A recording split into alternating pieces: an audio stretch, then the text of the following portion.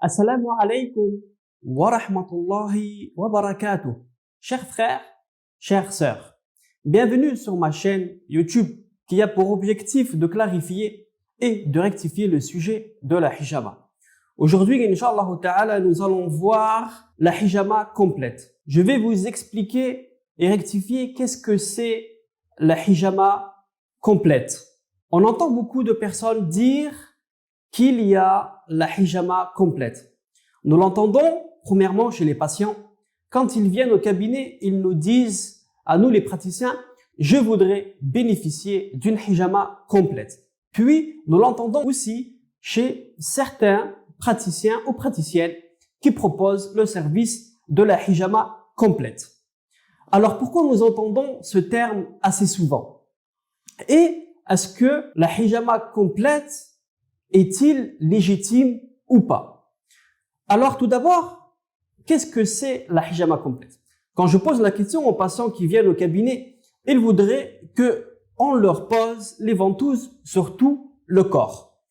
Ensuite, les praticiens et praticiennes qui proposent la hijama complète disent qu'en fait, ils font un massage total général du corps avant la pose de ventouses, puis ils posent des ventouses vraiment de partout. En fait, ils disent que la pose de ventouse est illimitée, puis ensuite, ils terminent par un massage. Alors, c'est là où je voudrais clarifier. La hijama, comme il a dit le prophète sallallahu alayhi wa sallam, est un médicament et un soin. Le prophète sallallahu alayhi wa sallam, il a dit le meilleur remède par lequel vous vous traitez est la hijama. Le meilleur de votre soin est la hijama.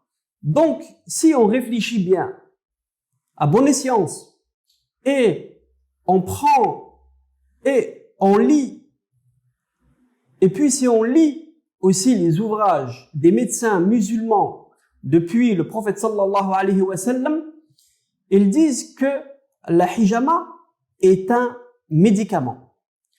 Alors si on doit traiter une personne sur une pathologie bien précise, on va essayer de poser les ventouses le plus précis possible sur la pathologie dans laquelle il est venu faire une consultation.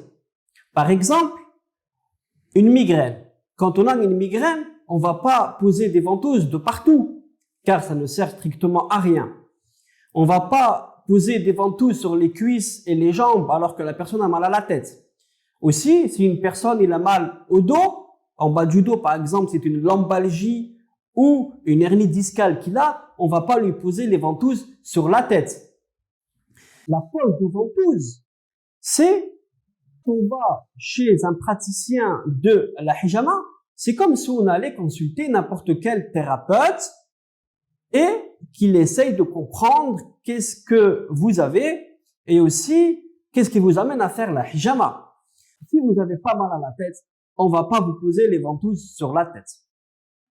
Si vous avez pas mal au dos, en bas du dos, on va pas vous poser les ventouses en bas du dos. Si vous avez pas mal au poumon, on va pas vous poser des ventouses sur le thorax. Et ainsi de suite.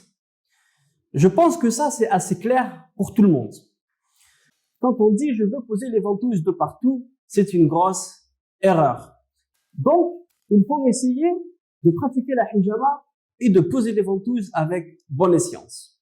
Maintenant, pour les praticiens qui proposent le massage avant la hijama et après la hijama, ça, c'est leur choix. C'est un choix de massage et de bien-être en plus de la hijama pour que le patient soit plus à l'aise et pour que le patient se sente encore beaucoup mieux que juste le fait de poser des ventouses et essayer de traiter. Pour ma part, je ne fais pas de massage avant et après, car ce qui m'intéresse dans la hijama, c'est essayer de soulager mon patient, comme il a dit le prophète sallallahu alayhi wa sallam, votre meilleur remède est la hijama. Donc, pour pouvoir comprendre mon patient et qu'est-ce qu'il a et qu'est-ce qui se passe, je vais essayer de viser exactement, je vais essayer de poser mes ventouses sur des points bien spécifiques pour voir si ma séance de hijama a été bénéfique ou non. Pour comme ça, quand la prochaine fois il revient me consulter, je saurai où j'en suis par rapport à mon choix de pose de ventouse. Donc, la hijama complète n'existe pas. Quand vous allez chez un praticien et vous dites « je voudrais bénéficier de la hijama complète », le praticien devrait être complètement perdu. Car la hijama est une hijama bien précise dans laquelle on pose des ventouses bien précis après l'écoute de ce que nous disent les patients, Inch'Allah wa ta'ala. Ensuite, je voudrais aussi rajouter un point qui est très important. Le prophète sallallahu alayhi wa sallam nous a dit que le sang du musulman est très précieux. Ce qui veut dire, c'est que le sang du musulman, il est très précieux. C'est un trésor qu'on a et qu'on détient dans notre corps. Celui-ci est le sang. Donc, si jamais je vais poser des ventouses en plus que ce que le patient a besoin, peut-être que la personne n'a pas besoin de poser des ventouses sur la tête et que je décide de lui poser des ventouses sur la tête et que je lui évacue trop de sang ou pas assez, ou bref, quelles que soient les conséquences. Si la personne ensuite a des effets secondaires par rapport à cette pose de ventouse, ça sera moi le responsable.